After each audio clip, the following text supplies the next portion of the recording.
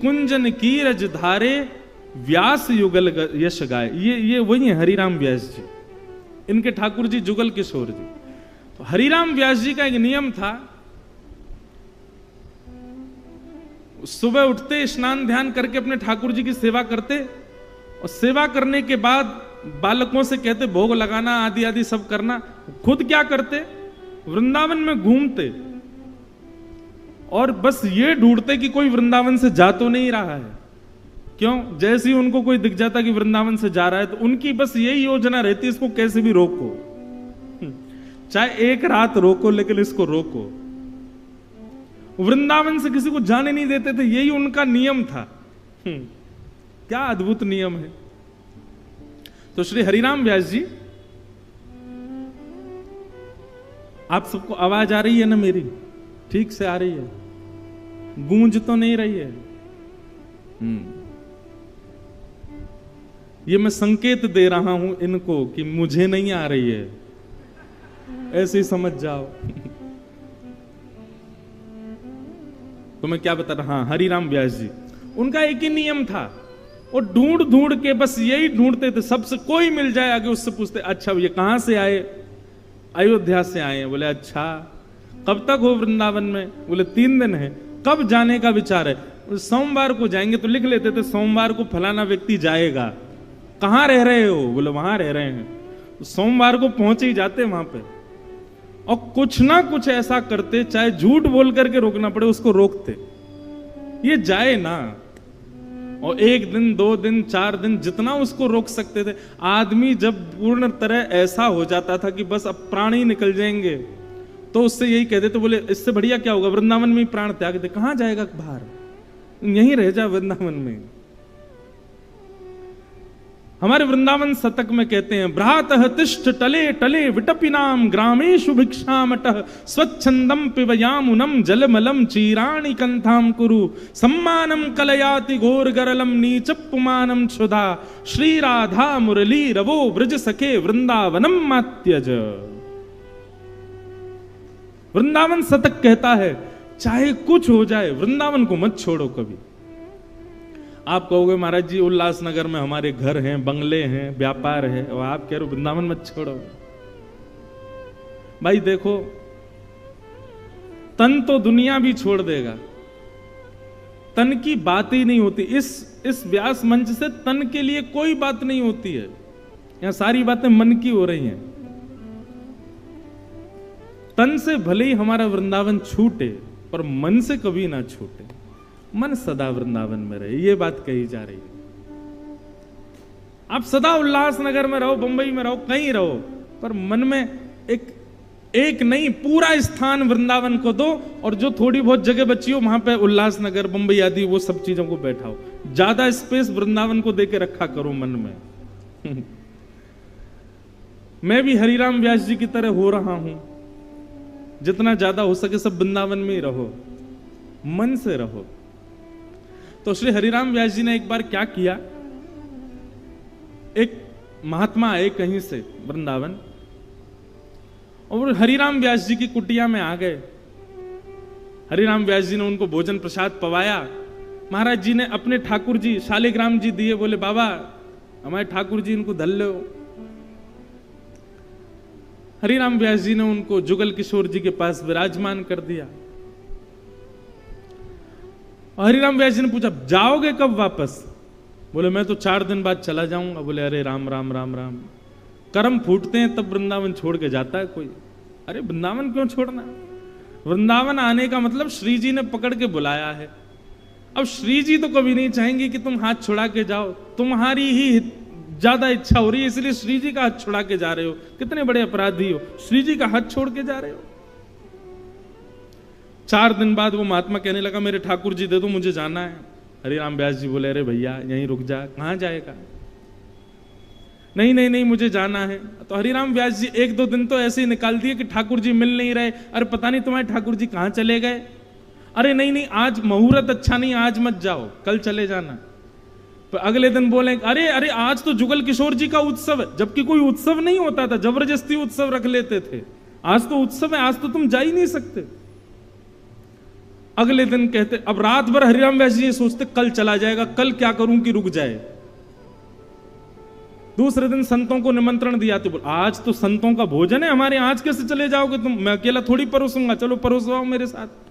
ऐसे कर करके 10 दिन बेचारे को रोक लिया। अब वो व्यक्ति सोचे मैं कैसे भागूं यहां से। हरिराम व्यास जी की योजना यही लगी रहती, इसी में ही धन खर्च कर देते कि कोई वृंदावन छोड़ के ना जाए। व्यक्ति पीछे पड़ गया, बोले मुझे जाने दो, मुझे जाना है, मेरे बहुत काम है आगे। हरिराम व्यास जी बोले तुम ऐसे नहीं मानोगे, सारे हमने तरीके अपना लिए फिर भी वृंदावन नहीं रोक रहे हो, ठीक है चले जाओ, चलो क्या करना है। बोले मेरे ठाकुर जी दे दो। तो जुगल किशोर जी के पास में ठाकुर जी उनके शालिग्राम जी रखे थे डिब्बा में, तो शालिग्राम जी तो नीचे धर दिए, खाली डिब्बा में एक चिड़िया का बच्चा पकड़ करके बंद करके दे दिया। बोले लो ले जाओ अपने ठाकुर जी।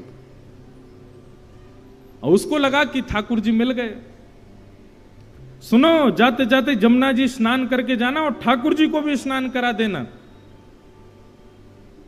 ठीक है, जमुना जी गया, जैसे ही जमुना जी में स्नान किया, बोले अरे ठाकुर जी को स्नान कराऊं। डिब्बा खोला ठाकुर जी का, सोई वहां में से तो चिड़िया उड़ करके भाग गई। अब वो मन में क्या सोचे, ओहो ठाकुर जी उड़ करके चले गए। हरिराम व्यास जी कह रहे थे वृंदावन छोड़ करके मत जाओ, मैंने तो उनकी बात मानी नहीं, पर उन्होंने ठाकुर जी को वृंदावन का चस्का लगा दिया। और वृंदावन देखो, वृंदावन से जाने की बात सुनते ठाकुर जी उड़ के चले गए।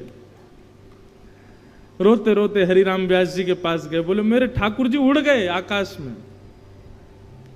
हरिराम व्यास जी बोले रुक जाओ मैं अभी देखता हूं। अंदर वहीं रखे थे ठाकुर जी, दिए कहां थे, पीछे छुपा दिए थे ठाकुर जी के। भीतर गए और भीतर जाकर के जुगल किशोर जी के पीछे हाथ ऐसे किया और ये रहे तुम्हारे ठाकुर, देखो उड़ करके यहां आके बैठ गए। अब भैया तुम वृंदावन छोड़ के मत जाओ, तुम्हारे ठाकुर जी जाना नहीं चाहते।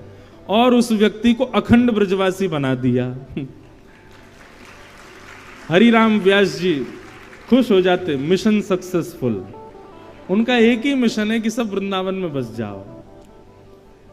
हरिराम व्यास जी का एक बहुत सुंदर पद है, हरि हम कब होंगे ब्रजवासी, हरि हम कब होंगे ब्रजवासी, हरि हम कब होंगे ब्रजवासी। ने गावे को मन करे ऐसा तो कर दो। हे ठाकुर नंद किशोर हमारे, ठाकुर नंद किशोर, ठाकुर नंद किशोर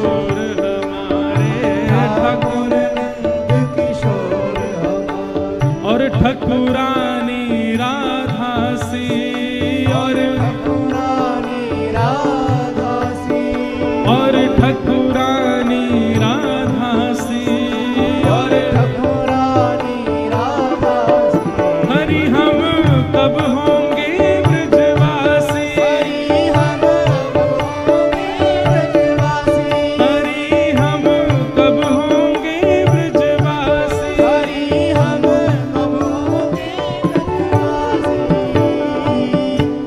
कल गाएंगे पूरा, थोड़ा और अच्छा हो जाएगा माइक। ठाकुर नंद किशोर हमारे, ठकुरानी राधासी, अरे हम कब होंगे ब्रजवासी। तो भैया वृंदावन हर वर्ष आ रहा है आपके उल्लासनगर में, आप भी वृंदावन हर वर्ष जाओ, लेकिन वृंदावन की एक रीति निभाओ। तन से वापस आ जाओ पर मन से कभी मत आओ। मन से नित्य वृंदावन को याद करो, नित्य वृंदावन का स्मरण करो, नित्य वृंदावन को अपने चित्त में विराजमान रखो। अभी मेरी भोपाल में कथा पूरी हुई परसों, तो वहां एक माता जी ने मुझको निमंत्रण दिया, बोले महाराज जी मेरे घर आओ। मैंने कहा मैया मैं अब कहीं नहीं जाता, किसी के घर नहीं जा पाता, व्यस्त इतनी पूरे दिन व्यस्तता हो जाती, लोग बाग वहीं इतने आ जाते जहां रुकते हैं, कहां जाएं। तो उन्होंने मुझको एक बात कही, वो मुझे बड़ी भाई। बोले आप मेरे घर आओगे ना तो आपको ऐसा लगेगा आप वृंदावन आ गए हो। मैंने कहा अच्छा। बोले हाँ मैं चैलेंज दे के बोल रही हूं, यदि आपको नहीं लगे ऐसा कि आप वृंदावन आए हो तो मुझसे कहना।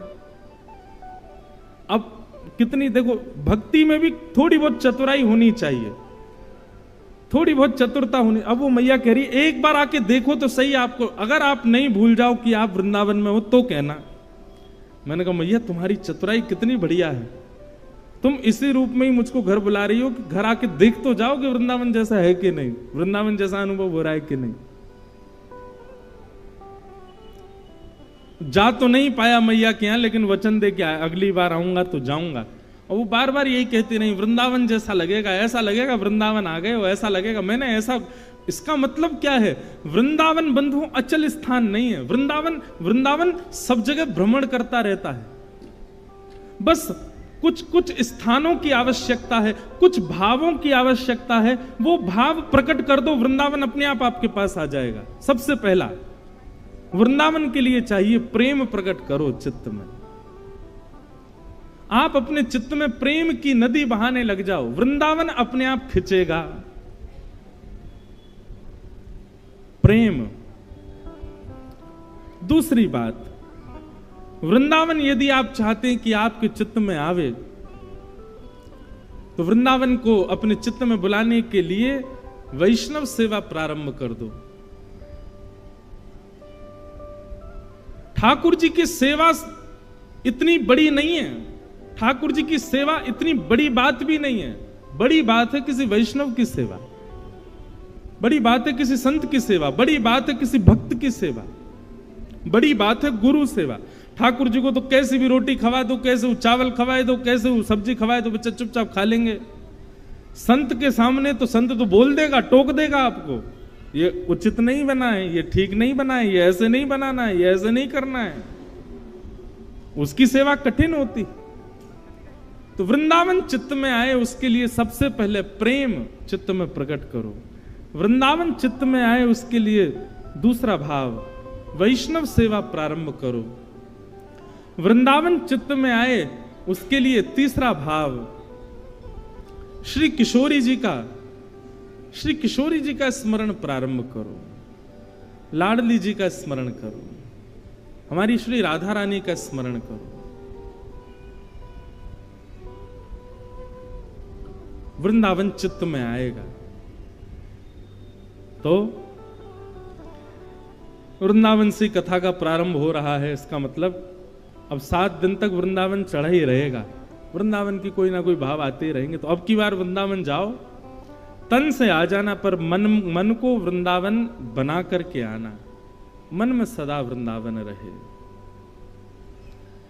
आइए आज प्रथम दिन है कथा का, कथा प्रारंभ करें, महात्मा में हम लोग प्रवेश करें, थोड़ी बहुत देर चर्चा करेंगे, फिर उसके बाद कल ठीक 6 बजे 5:30 बजे, हाँ 5:30 बजे से कथा प्रारंभ कर देंगे, ताकि आप सबको भी सुख लगे, आनंद से कथा का भाव रहे। पर 5:30 बजे मैंने क्यों बोल दिया? मैं तो 5 बजे ही बोलूं, नहीं तो आप आओगे ही 6 बजे। आप तो 5 बजे ही आना, मैं आऊंगा 5:30 बजे। तो आप सब लोग आके विराजमान होना। विश्राम का कोई समय नहीं है, जब मन होगा, जब अपने आनंद आ जाएगा। और ये तो मौज का दरबार है, यहाँ तो मौज होती है। अगर मौज आ गई किसी दिन तो बढ़िया चलेगी लंबी कथा। और किसी दिन यदि आप लोग थके हारे आए तो मैं भी थक जाऊंगा जल्दी। तो बड़े भाव से हम आप सब लोग आइए, आज प्रथम दिन के सत्र में प्रवेश करते हैं। बोलो वृंदावन बिहारी लाल की, श्री राधा रमण लाल की जय, श्रीमद् भागवत महापुराण की जय। श्रीमद् भागवत के महात्म पर थोड़ी चर्चा करें। महात्म मतलब महत्व। सबसे पहला श्लोक सब लोग स्मरण करो ठाकुर जी का। सच्चिदानंद रूपाय विश्वोत्पत्त्यादि हेतवे तापत्रय विनाशाय श्री कृष्णाय वयं नमः। श्री कृष्णाय वयं नमः। सच्चिदानंद रूपाय, ठाकुर जी के 3 रूप हैं, सत, चैतन्य और आनंद। सबसे पहला ठाकुर जी सत्य स्वरूप हैं। बंधुओं, यदि कोई व्यक्ति सत्य की उपासना करता है तो सत्य उपासक व्यक्ति को भी उतना ही फल मिलता है जितना फल तीर्थ यात्रा करने वाले, कथा सुनने वाले और ठाकुर जी की नित्य सेवा करने वाले को जो फल मिलता है वो सत्य उपासक को भी मिलता है। जो सत्य की पूजा करता है, सत्य ही बोलना, सत्य ही सुनना, सत्य ही स्वीकार करना, सत्य में ही व्यवस्थित रहना, ये जिसका नियम है वह व्यक्ति भी पूर्ण रूपेण ठाकुर जी की सेवा के प्रभाव से युक्त है। उसको भी उतना ही फल मिल रहा है जितना मुझे और आप सबको मिल रहा है, कथा सुन के, तीर्थ यात्रा करके, सेवा करके, आदि आदि जो भी कुछ करके। कोई कुछ ना भी करे लेकिन सत्य की उपासना करे तो सत्य की उपासना परब्रह्म की उपासना के समान है, क्योंकि सत्य साक्षात परब्रह्म है। इसलिए सत्य की अच्छा एक बात बताएं आपको, अभी ना माहौल थोड़ा सा बदल गया है, संसार थोड़ा सा बदल गया है। ज्यादा सुधरा हुआ होना संसार में रहने के लिए घातक हो गया है। अब मेरी बात को बहुत ध्यान से सुनिएगा। अच्छे अच्छे गुणों की लिस्ट बनाओ, यदि वो सारे गुण किसी व्यक्ति में हैं तो ऐसे व्यक्ति को संसार में रहने में बहुत दिक्कत हो सकती है। अभी अभी माहौल बदल चुका है। अगर कोई बच्चा सत्य बोलता है, पहले दिन ही अपने कॉलेज में या स्कूल में कह दे, हाँ भाई सब लोग मेरी बात सुनो, जो भी मेरे से मित्रता करना चाहते हैं, मेरे कुछ टर्म्स हैं सुन लो, मैं सत्य बोलता हूं और मैं सत्य ही सुनना चाहता हूं, ना तो झूठ बोलूंगा ना झूठ सुन पाऊंगा। बताओ, उस बच्चे के सबसे कम मित्र होंगे। भैया तू अकेला ही रहे, हम तेरे संग नहीं रह सकते। मतलब ये कितनी बड़ी विडंबना है। ये कलयुग ही तो है कि यहां सुधरा हुआ होना आज की डेट में शाप है।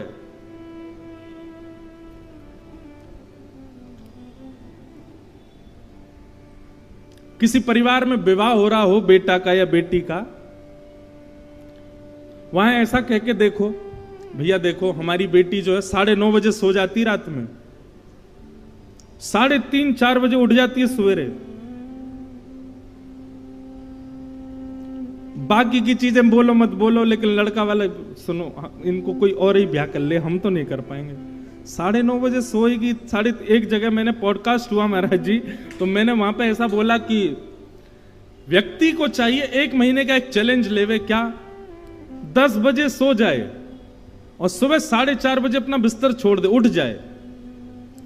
1 महीने तक ये नियम का पालन कर ले कोई व्यक्ति, तो 31वें दिन उसको अपने आप अनुभव होगा कि उसकी विचारधारा शुद्ध होने लग जाएगी, उसके निर्णय शुद्ध होने लग जाएंगे, वो जो सोचेगा वो उत्तम होने लग जाएगा। आपको पता है ये जो वीडियो थी इस पर कमेंट्स क्या थे?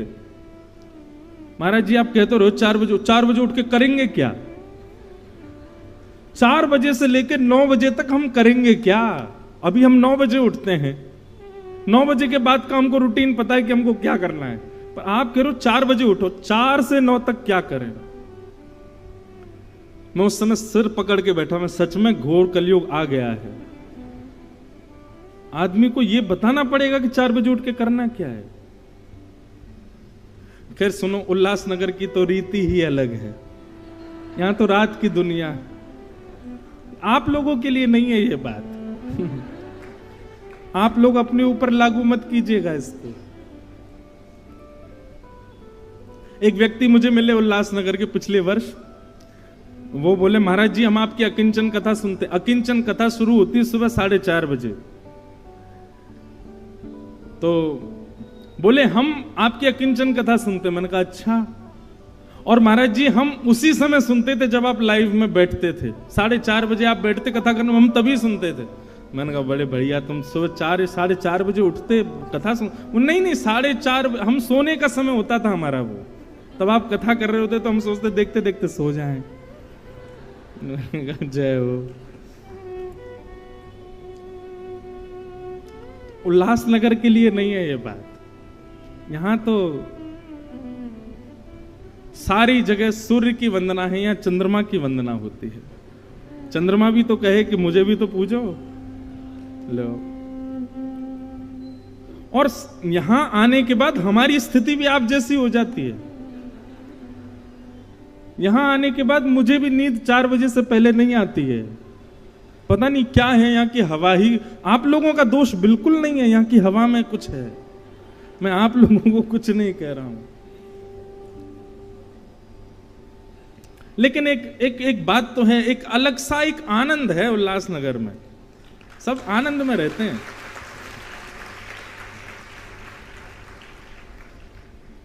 खूब मस्ती सी में रहते हैं, मतलब ज्यादा टेंशन नहीं लेते दिमाग पे, और ये अच्छा है।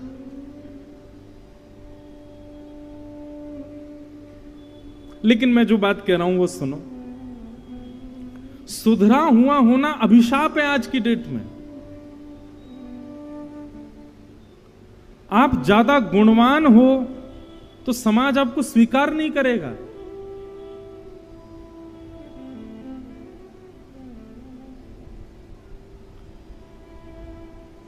कई लोग तो इस भय से हमारे संग नहीं आ रहे हैं कि इनके संग गए जल्दी उठना पड़ेगा, जल्दी सोना पड़ेगा, सीमित खाना पड़ेगा, मनचाहा कुछ खा नहीं सकते। अभी नासिक में कथा थी महाराज जी मेरी, तो हमारी टीम के कुछ लोग तो इसीलिए ही नहीं गए कि वहां नियम बहुत है। नियम कैसे करेंगे? सुबह 3:30 बजे उठ के गंगा जी नहाओ, पूरे दिन मौन रहो, मध्याह्न में फिर कूद जाओ, पर कथा सुनो, सिले हुए वस्त्र नहीं पहनने, एक समय भोजन, वो भी सामान्य सात्विक भोजन।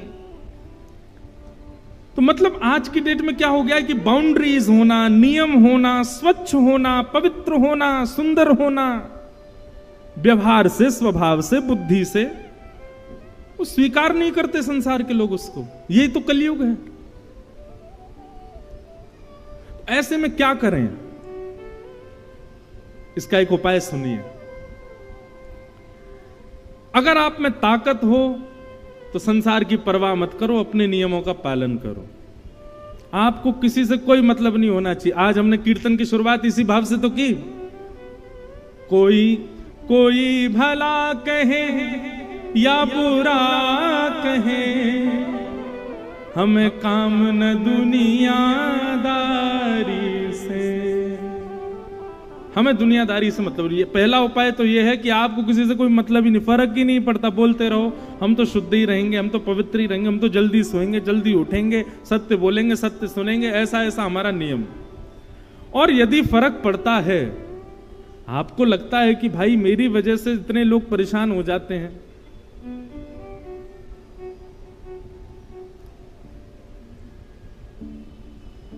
तो फिर क्या किया जाए?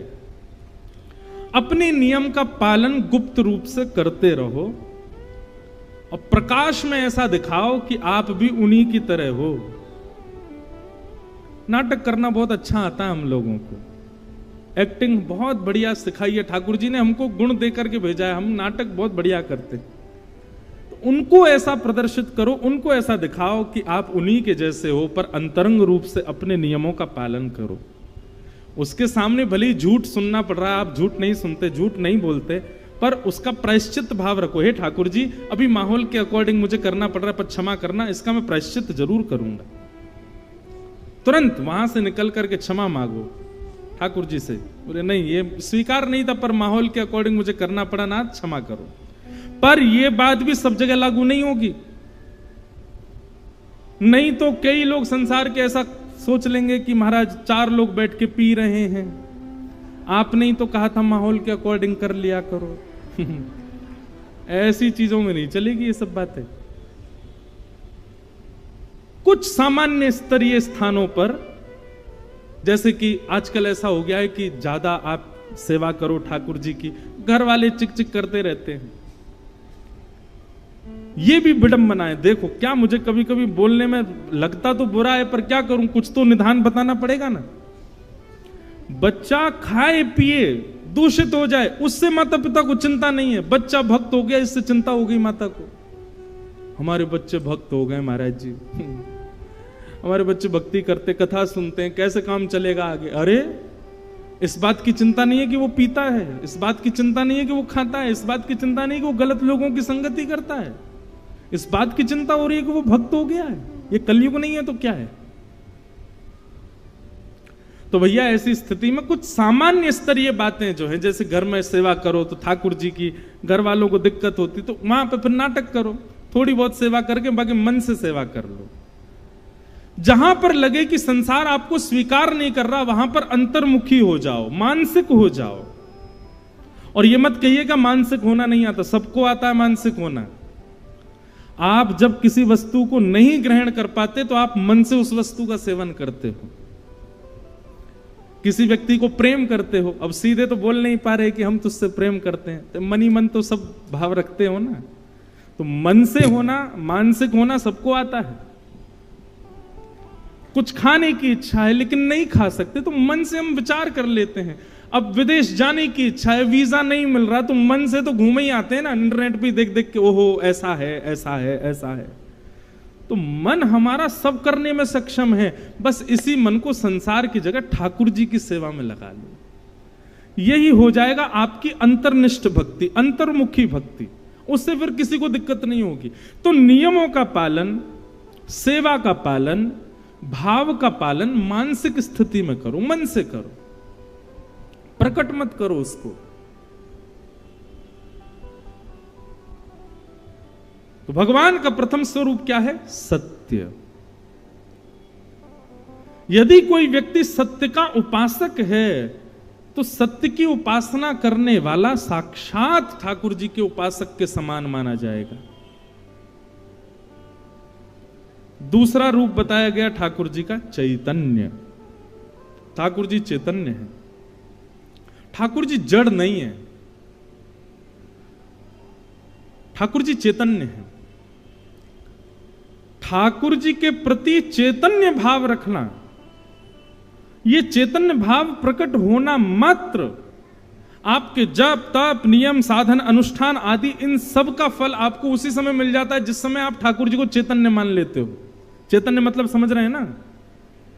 जड़ और चैतन्य दो होते हैं। जड़ मतलब कि ये पत्थर हैं, ये धातु हैं, ये अष्ट धातु हैं, ये पीतल के हैं, तांबे के हैं, सोने के हैं, चांदी के हैं, पत्थर के हैं, मार्बल के हैं। ये हो गई जड़ वस्तु, जड़ भाव ठाकुर जी के प्रति।